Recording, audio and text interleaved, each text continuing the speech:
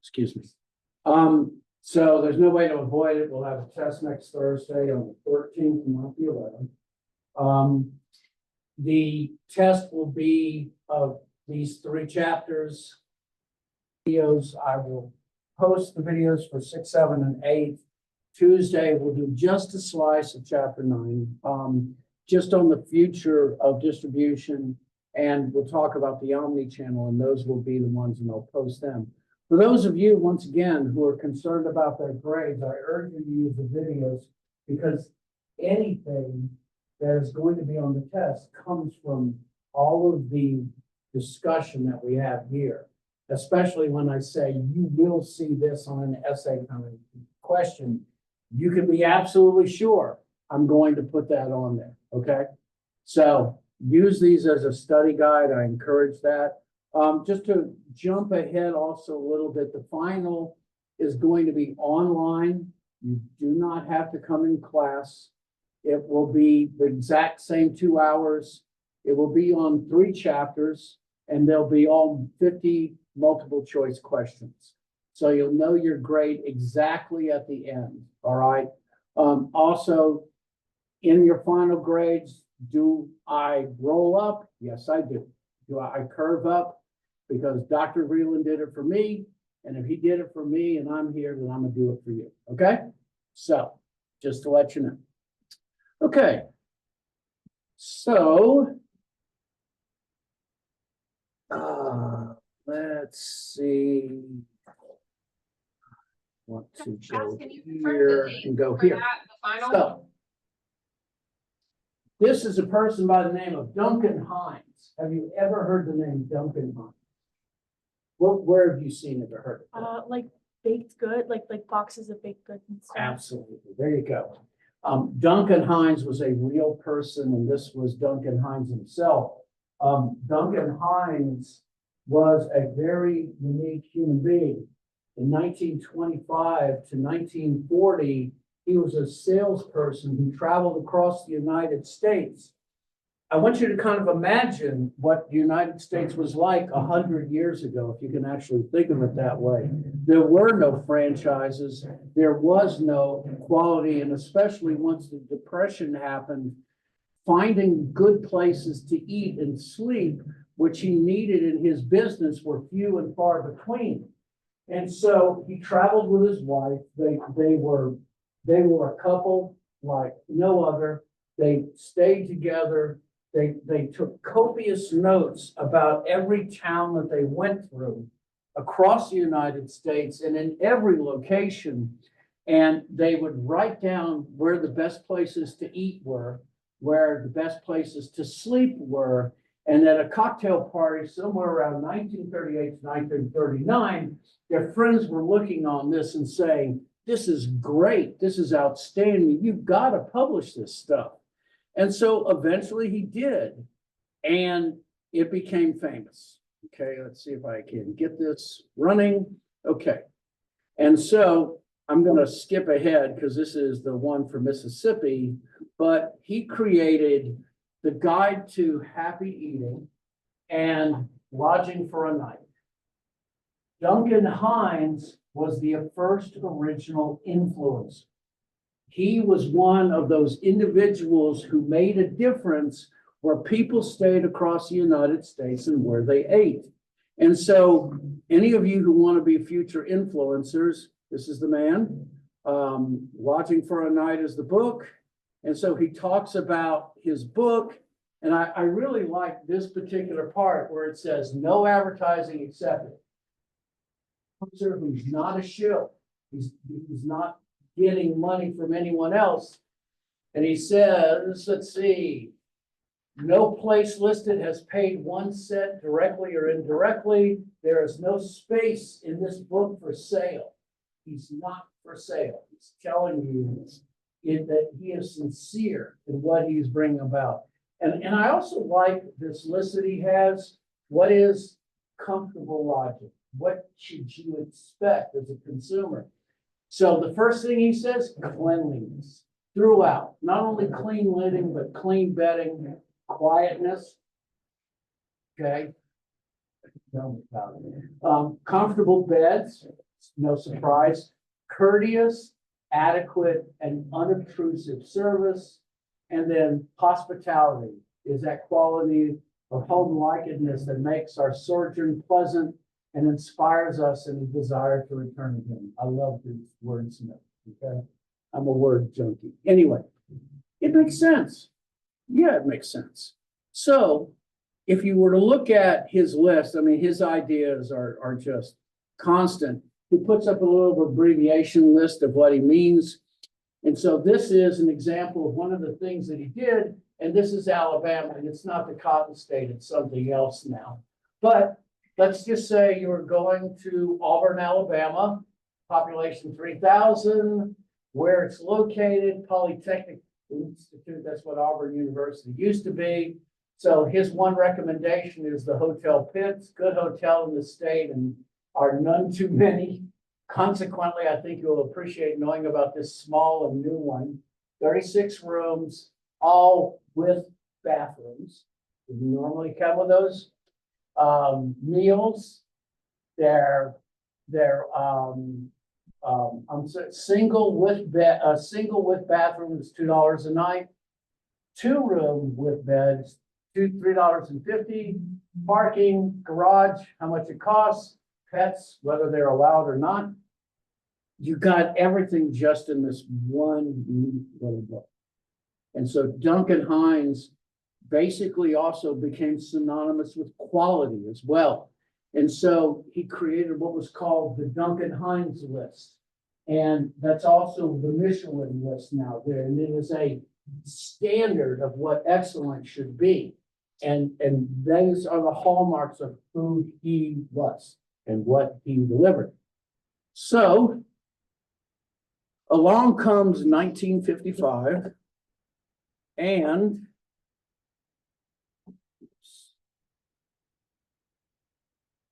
he happens to go by this place in Corbin, Kentucky, and this is the actual listing that he puts there.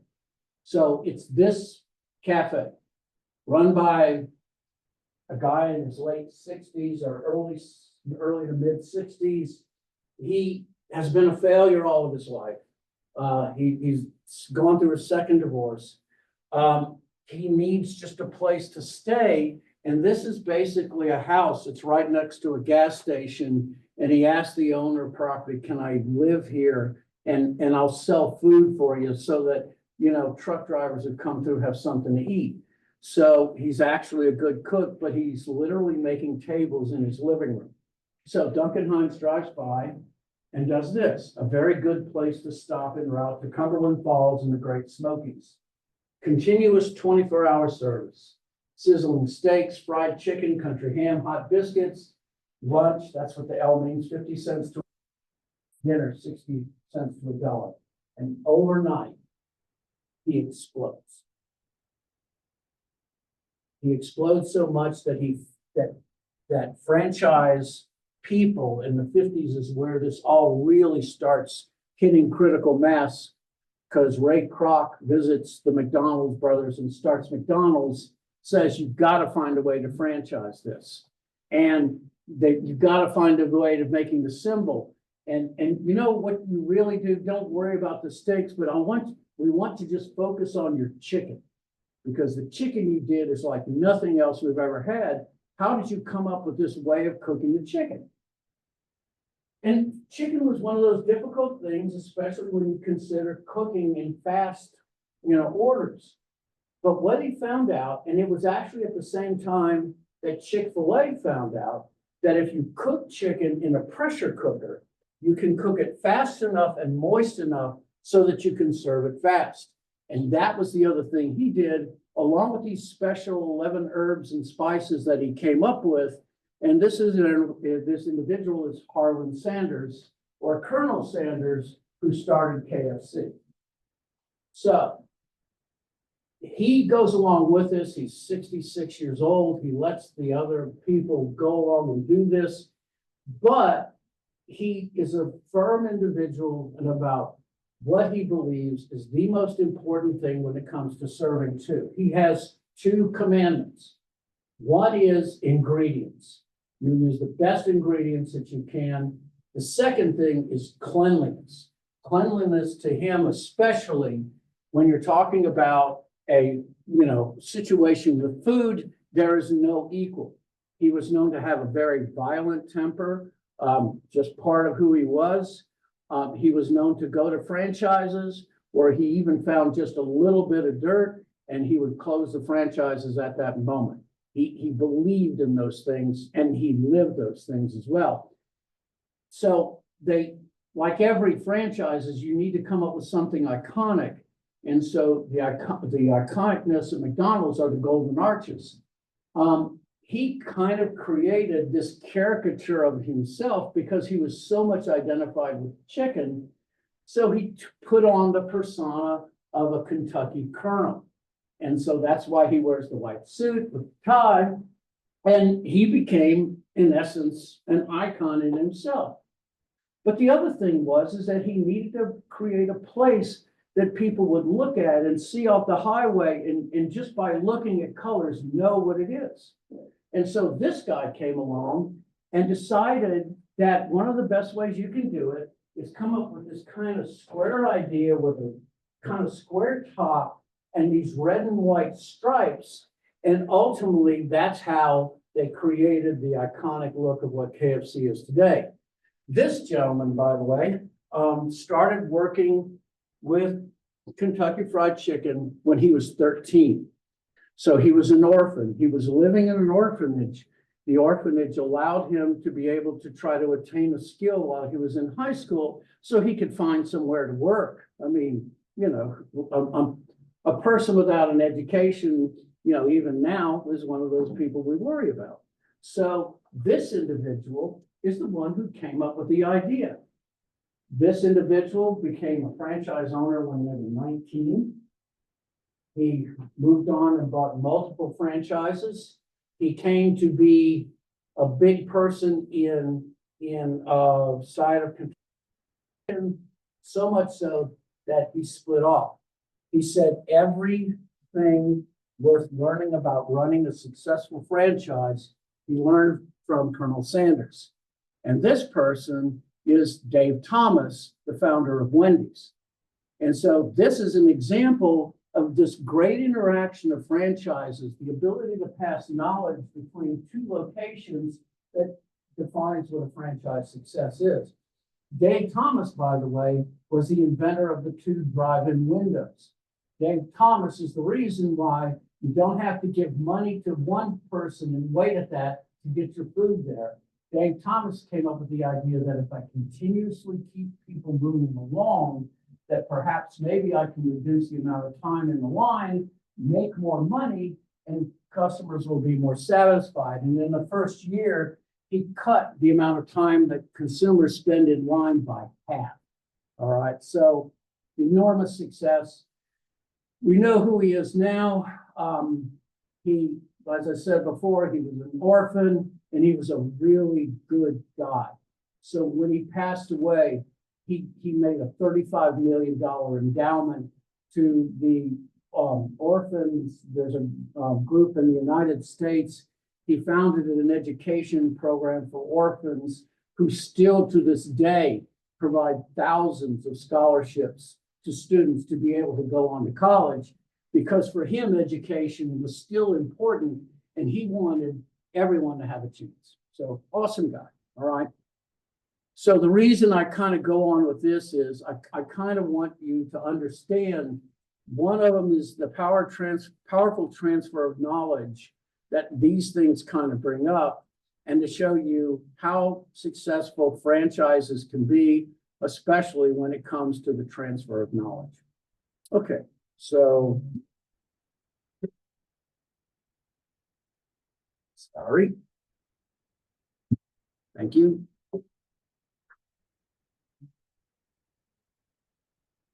So we talked about the benefits to the franchisors, the franchisees.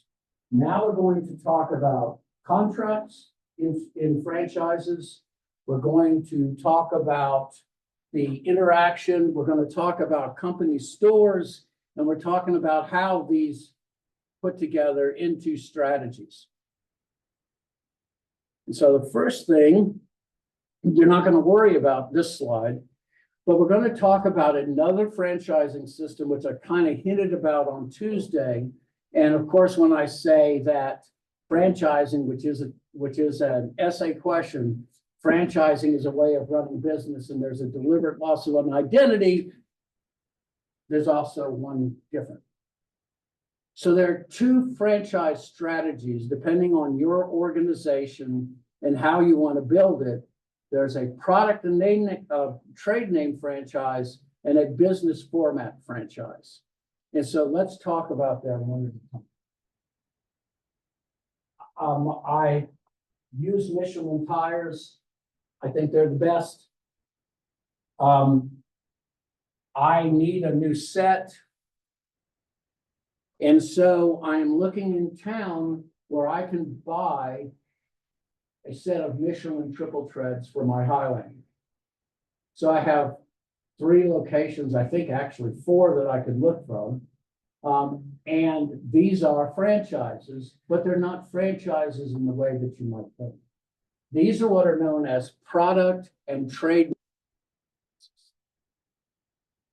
These are locations in which the franchisor authorizes the dealers to sell their products or a whole product line, use their trade name for promotional purposes, but do not run the franchise.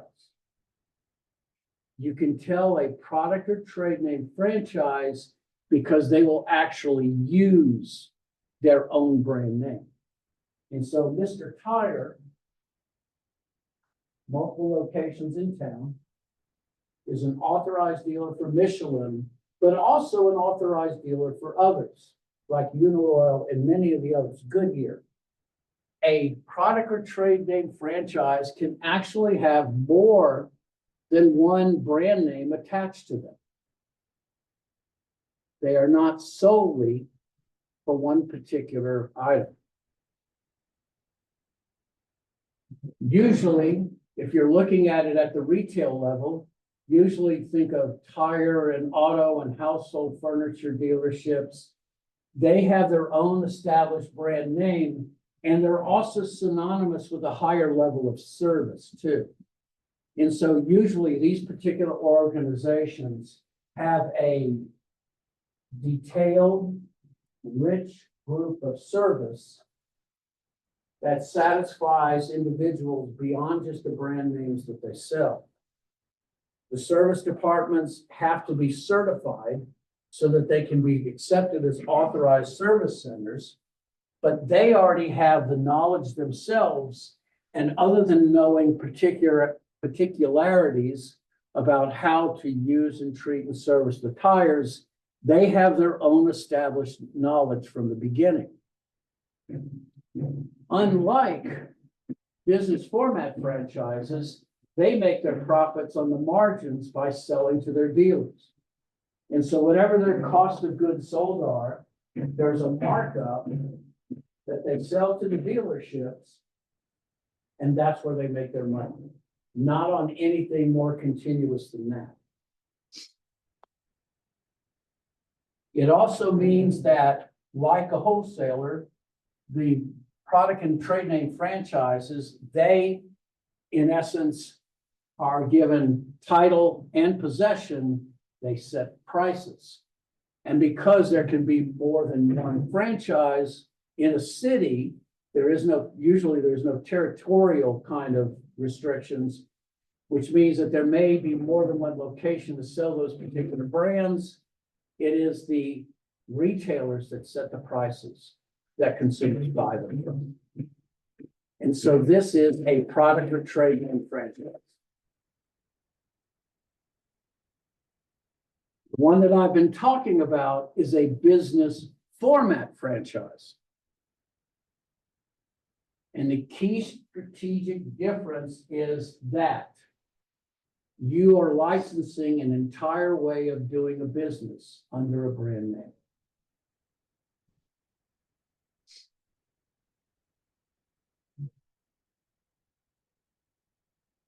A franchise or does not generate their money from selling those goods. They generate their money, well, they do generate some, but for the franchisor, the reward is the generation of ongoing fees beyond just merely that. A franchise in the business format is more than just the producing of goods and transferring to the retail level. It is a package of industrial and intellectual property rights, which the franchisee promises not to reveal.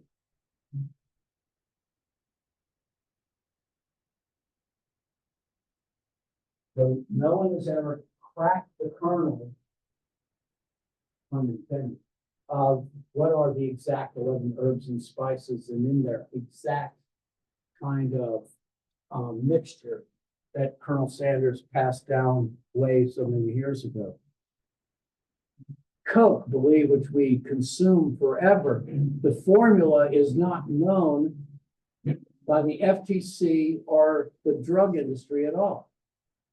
The Coke formula stays in the locked area in Atlanta where their offices are, and it's never shared. So what are the three things about a business format franchise? One is the use of a common name or a sign. And in essence, once again, the franchisee does not have a name that says Mr. Tire. They, in essence, have a deliberate loss of identity.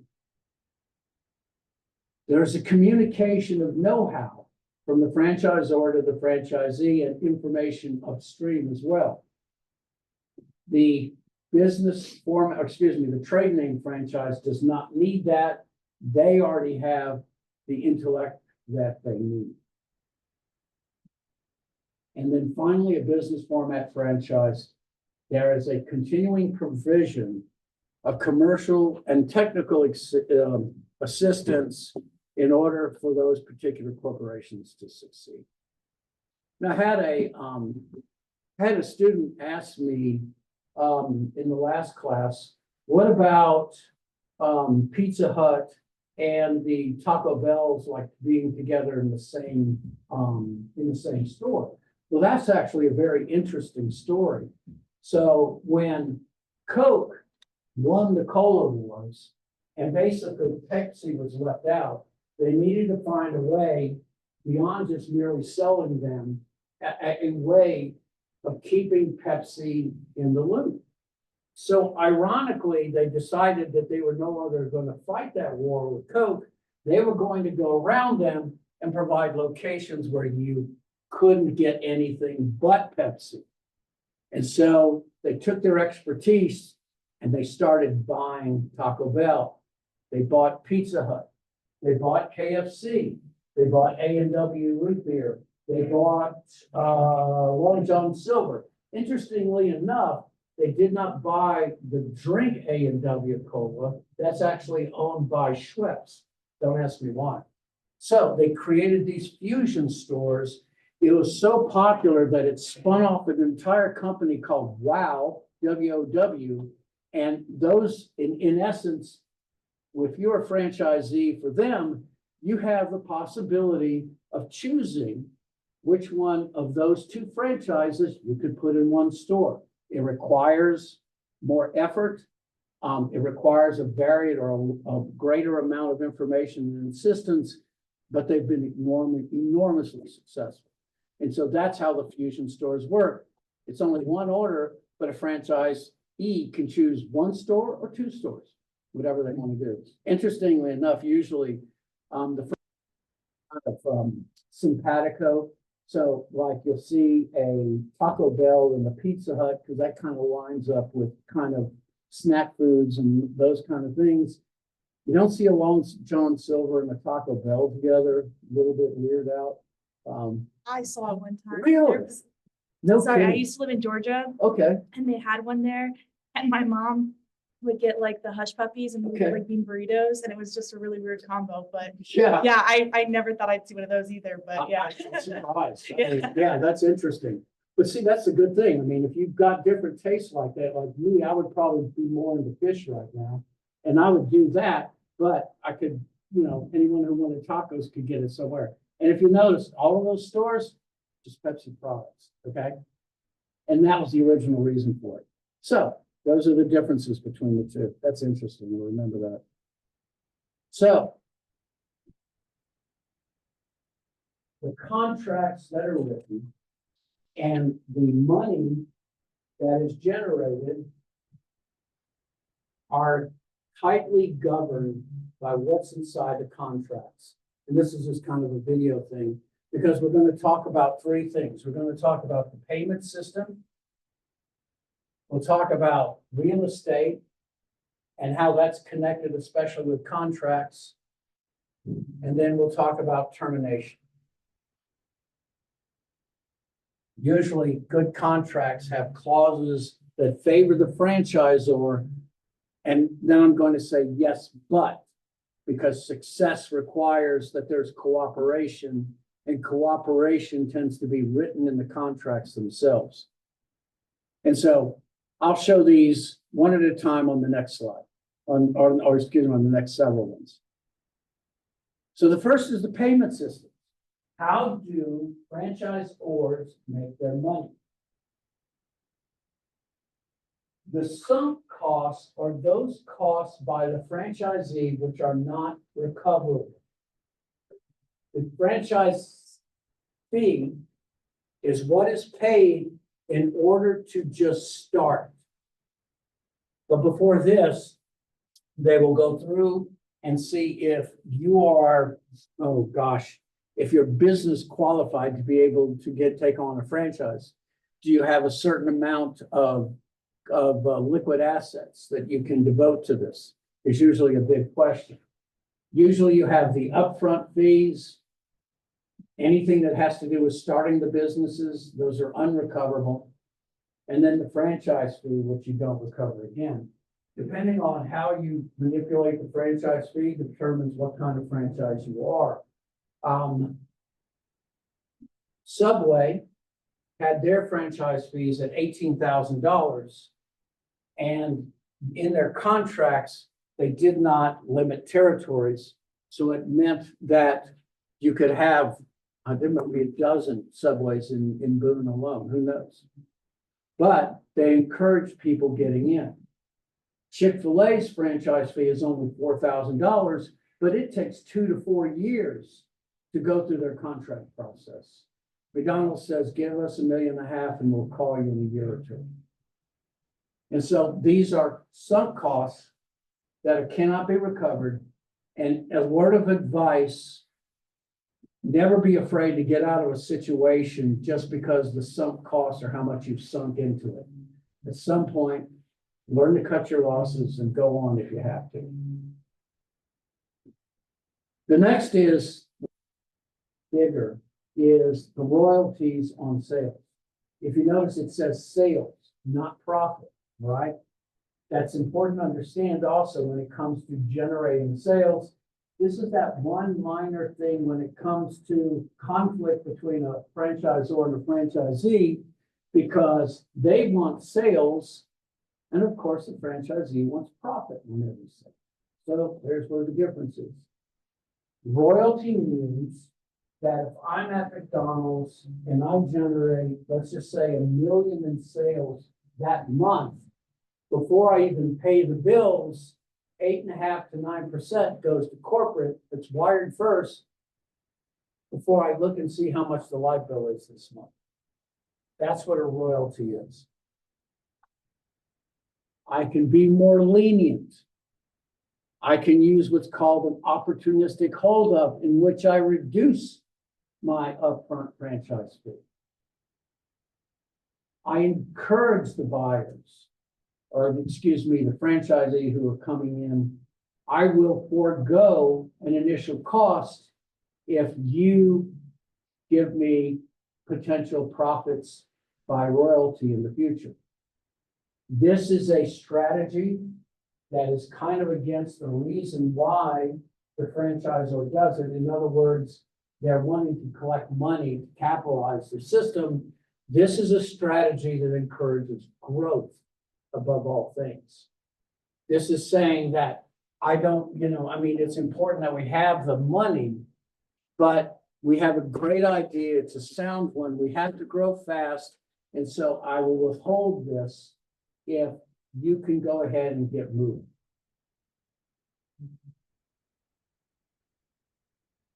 And then the last is tide sales, which are any of those supplied goods that a franchisee buys from the franchisor. There are some things that they allow local companies to be able to buy. So back in the 70s, McDonald's used to have local bakeries bake their bread for them. So like when I grew up in Gulfport in Mississippi, they had the Colonial Bakery, and the Colonial Bakery used to bake all of McDonald's bread.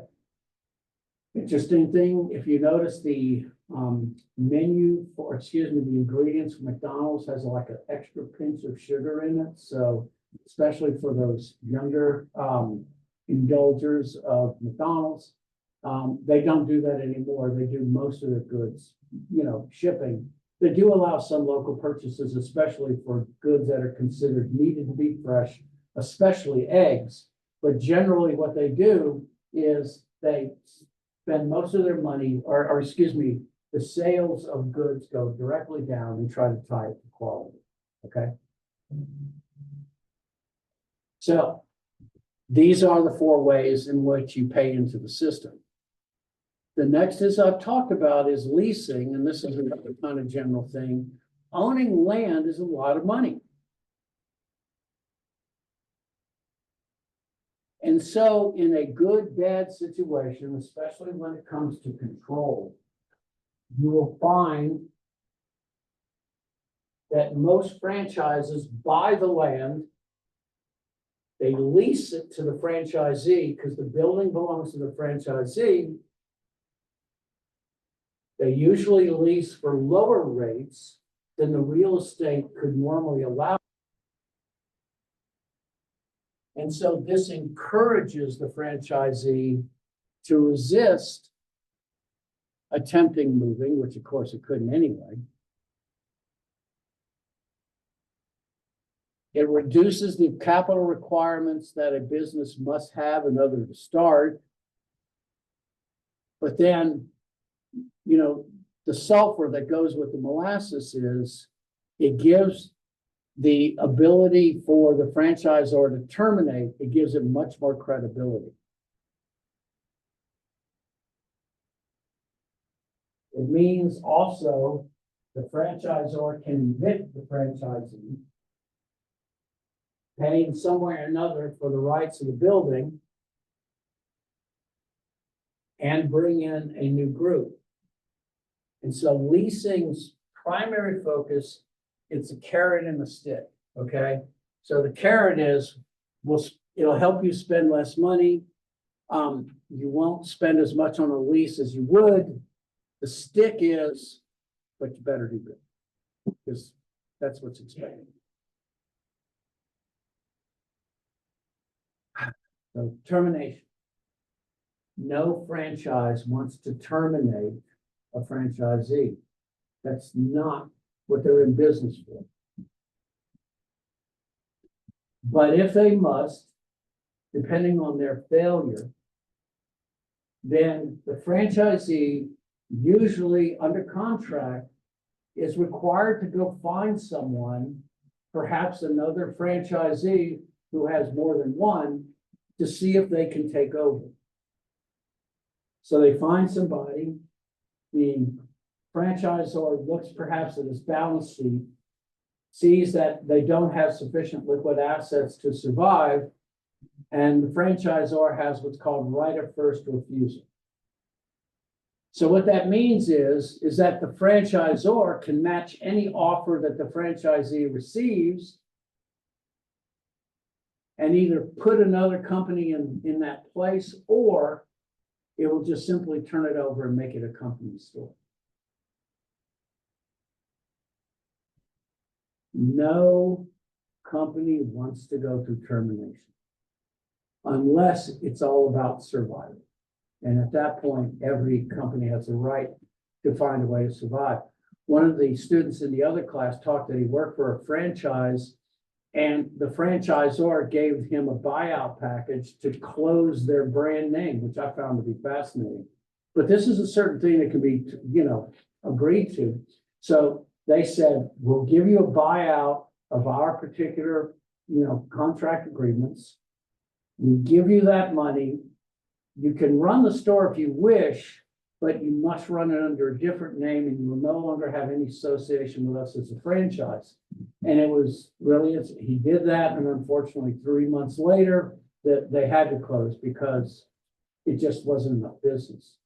And so that's one of the things why you have all of those franchisees reporting to you, why you have all the analytics that's telling you this isn't going to survive. He took the buyout package, tried to make a go of it, but it didn't last. And this is one of those things where termination can come in the form of a buyout if it has to be. So what are the 3 things, essay question, that every contract needs to have?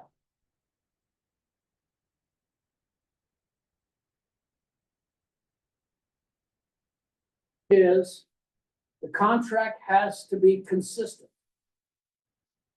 Whether it is a multi-unit franchisee or a single unit, all contracts are the same. They're not negotiated. It's on a take it or leave it basis. Usually they are long-term contracts, anywhere from 5 to 15 years. The contracts don't vary on very much. And the main reason for consistency, test question, probably the main reason for consistency is to treat every franchisee equitably and equally. There's no preferred status in the contracts. The next is that it's enforceable.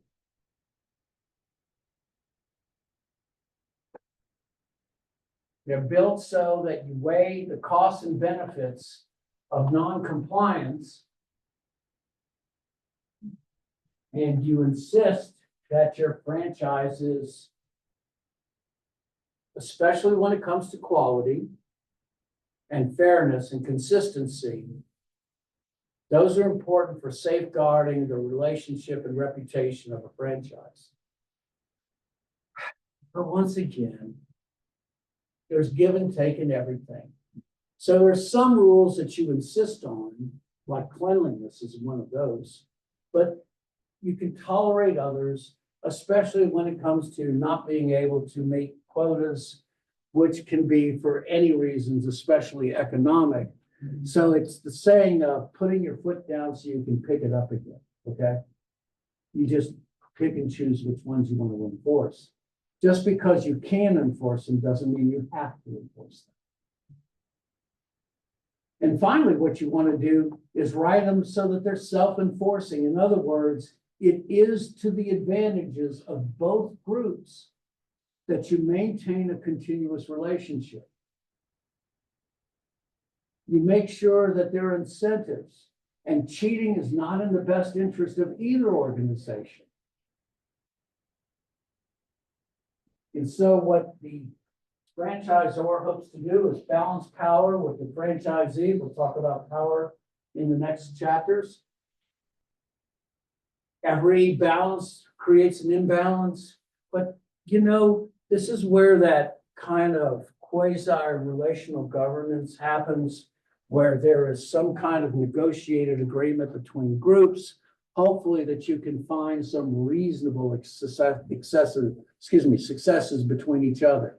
And so you build in incentives that make it to the advantages for both groups to remain harmonious with each other.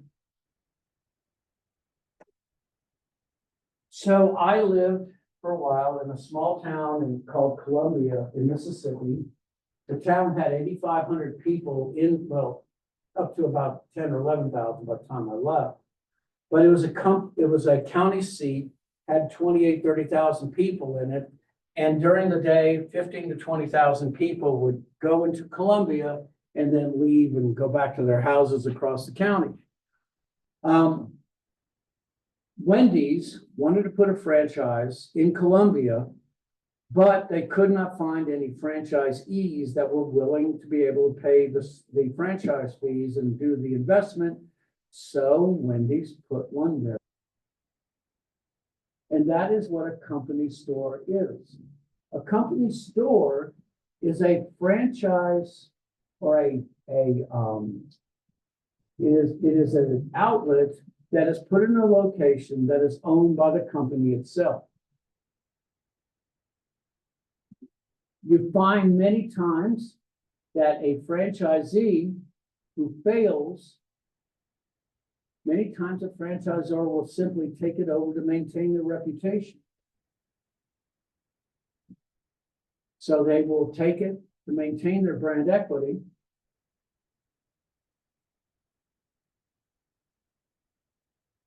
And it can succeed on its own. Many times you start with company stores, and then once you get to a certain level, you can add franchisees, which if Comeback Shack ever wanted to do that, that's how they're doing it. General favor or growth is much better when you have franchisees over company units, but just like you have vertical integration, company stores allow you to have greater control over what happens in the organizations. And it also allows you to have, if you have these unique idiosyncratic kind of abilities, to be able to protect them.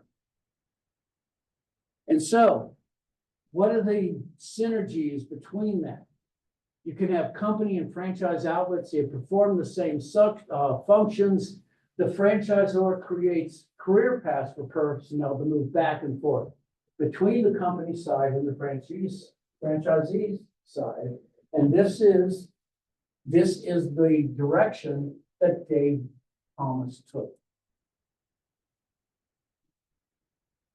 He provided this conduit of between each other, and they complement each other's. It makes the chain stronger. There are benefits on both sides. You control the operations more closely. You appropriate all of the profits instead of sharing them with a franchisee.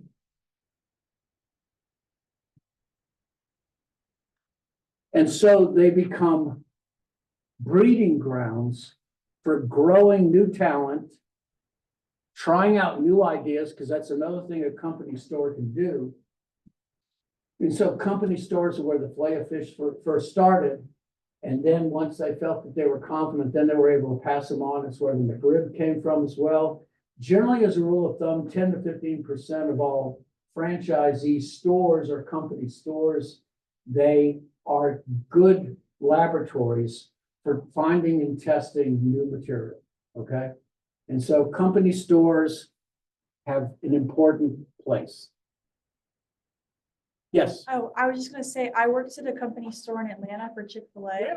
Really? Yeah, where they tested out like vegetarian chicken options, and that didn't work out, but Wow. it was one of the stores that tried it, so. Okay. Yeah, Perfect example. Yeah. Yeah, perfect example. Do people want chicken in their chicken? And for the people who go to Chick-fil-A, not so much. But they tried it, they found they didn't pass it on, and I would not doubt that I'm sure there'll be more of those things in the future at that company store. Yeah. Which one, by the way? Just curious. it was just in Atlanta. It was Okay. just in downtown. I'm not sure which one, but With the crazy Yeah. growth that's in that area, I bet they got a lot. Yeah, Well, no, still for do, sure. probably. Yeah. Yeah, Chick-fil-A is such an interesting franchise.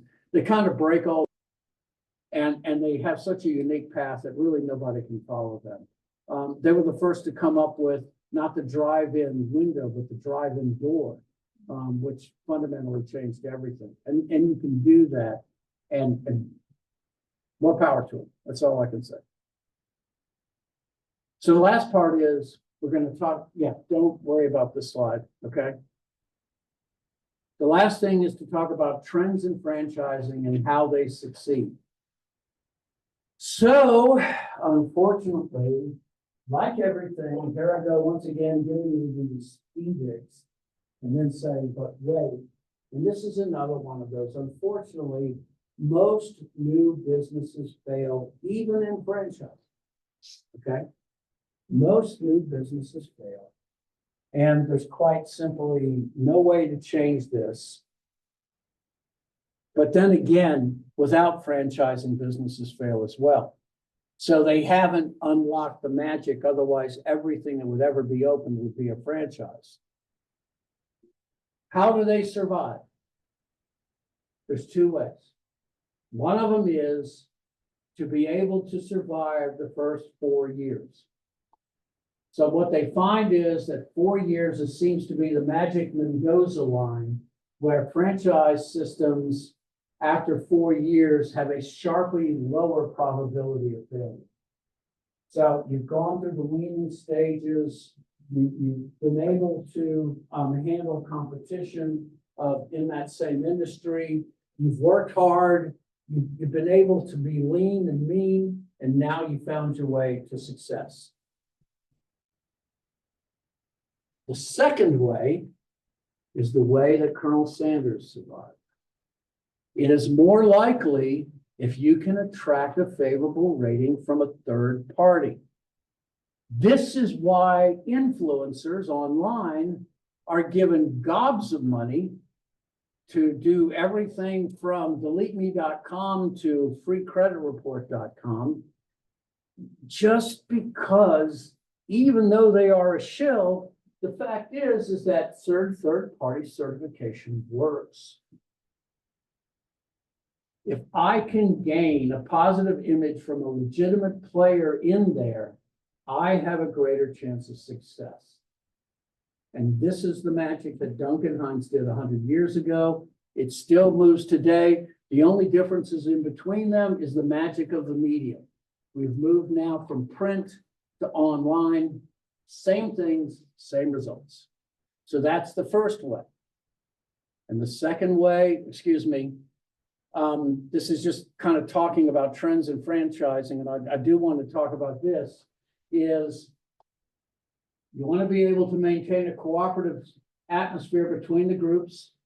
You want to continue to manage the partnership and increase the size.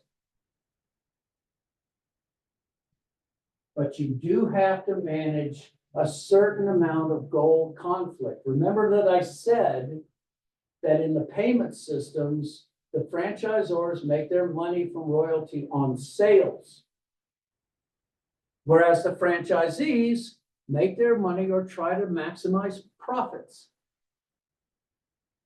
And unfortunately, that's not a way that's one of those things that has to be managed and dealt with, but can't be eliminated.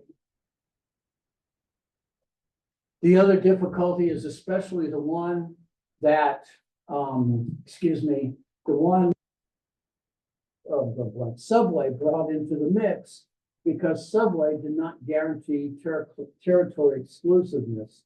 And as I said before, there's got to be at least a half dozen Subways in one way or another in Boone, probably more than that.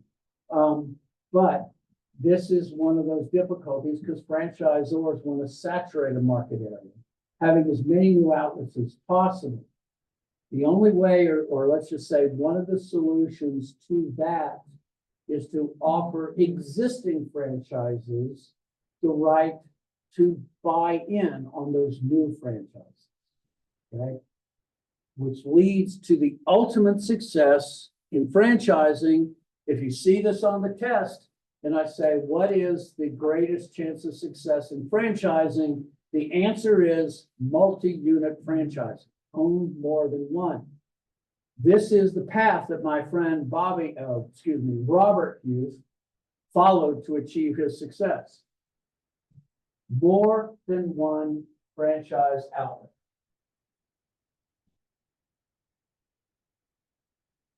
This is incongruous with Chick-fil-A. Chick-fil-A demands that you own one outlet, but you're not going to be hurt, okay? Multi-unit franchising says not only can I own more than one in a single company, but I can make a business out of managing franchises.